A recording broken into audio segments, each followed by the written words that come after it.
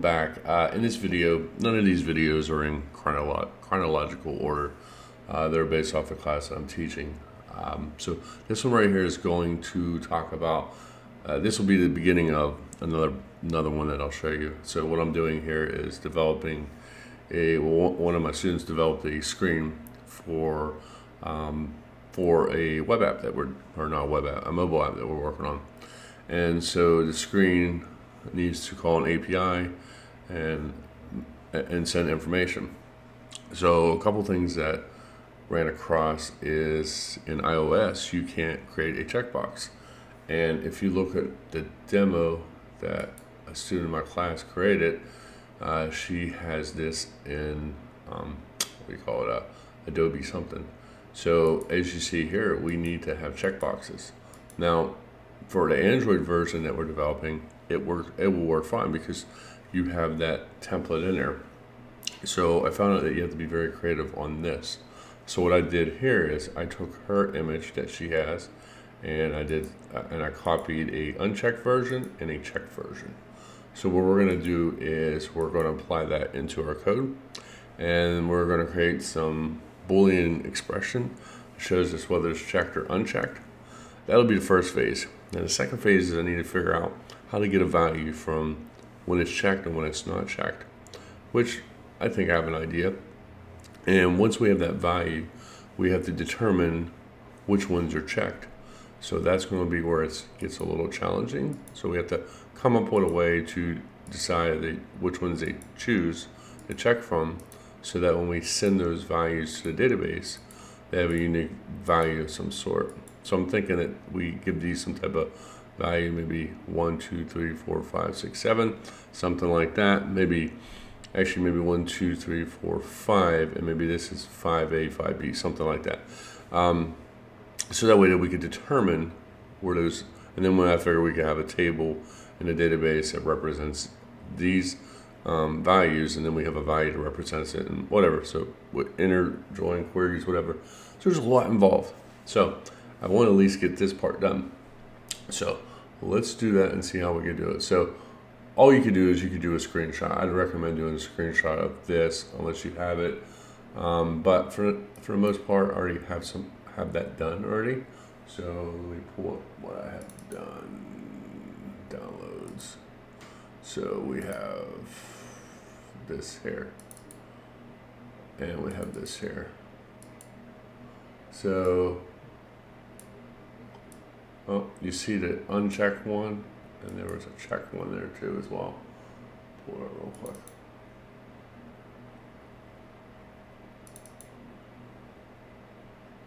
So let me pull over.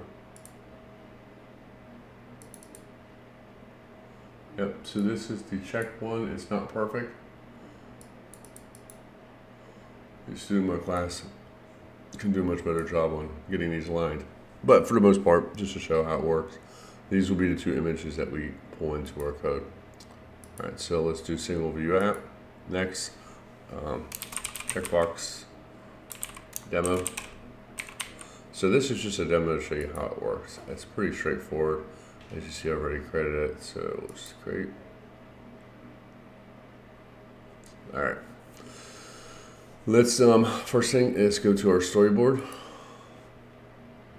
And so we have to improvise here. Let's go over here and choose our storyboard. Move this up a little bit. And let's do this right here and choose button. And I'll put button somewhere. I'll make sure that this guy is somewhat linked. Well, let's just leave him unlinked for now. All right, let's go over here. And what I need to do is add my images. So go here, and I will drag in my images. And I'll change the name of them because the names are too long. So I wanted to make sure I represented which one was checked and which one wasn't. So checkbox, checked. And then this one right here is checkbox, unchecked. Perfect. All right, so as you see here, one's checked, one's unchecked. Excellent. So let's go back into the button. So go to button right here, and we want to wipe out where it says button. So take that out. So we have this. So we have, notice right here, we have the default state configuration, which we want. We want to choose image, and we want to choose unchecked. So what we want to have is, this is the default version, and then when a person clicks on it, we want the check version to come. So it's just rolling. It's like doing a hover over in JavaScript, where you roll over an image and then you have the check image. So with that in place, I will then choose select it. So when it's selected, I'll choose this image right here. See where I'm going? Check image. Oops. So it doesn't represent it yet, because let's run this, because all we have is, because we have to write code to support what we're trying to accomplish. All right, so here goes my screen. I won't come over here. All right, there we go. So as you see here, nothing happens, but we do have the checkbox, which is fine. So let's stop this guy right here. Let's go into the view controller, and let's write some code. We can make this fancy, but we don't need to. So let's do this. We need to do something real quick. So we need to choose our assistant right here, and we have to link our button or our checkbox to our code. So I'm going to click on here, hold down Control, and drag over here. I will call this checkbox tapped. The type will be UI button, because it is traditionally a button, but we're just improvising at the moment. All right, so let's see here. There we go. All right, all right, got that. So in here, we want to put some code here. We want to say if the sender is selected, because we're using a Boolean. We're going to say sender dot is selected equals false, and then we can come down here and say else sender is selected equals true. So all we're trying to do here is we're saying that, as we did in our image here, we selected it's a default, which is a false value, but if it's the true value, then it shows the true value. Does that make sense? I don't know. So let's see.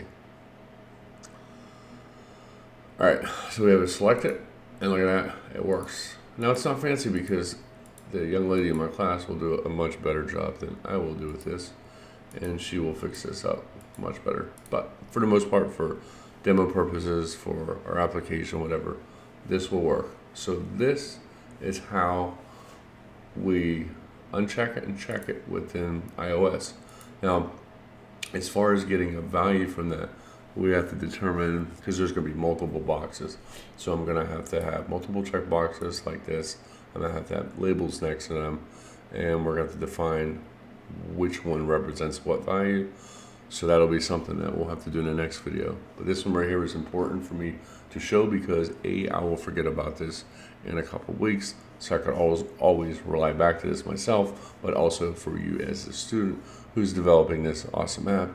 This will encourage you and help you keep moving. So thanks for watching. Have an awesome day. Bye.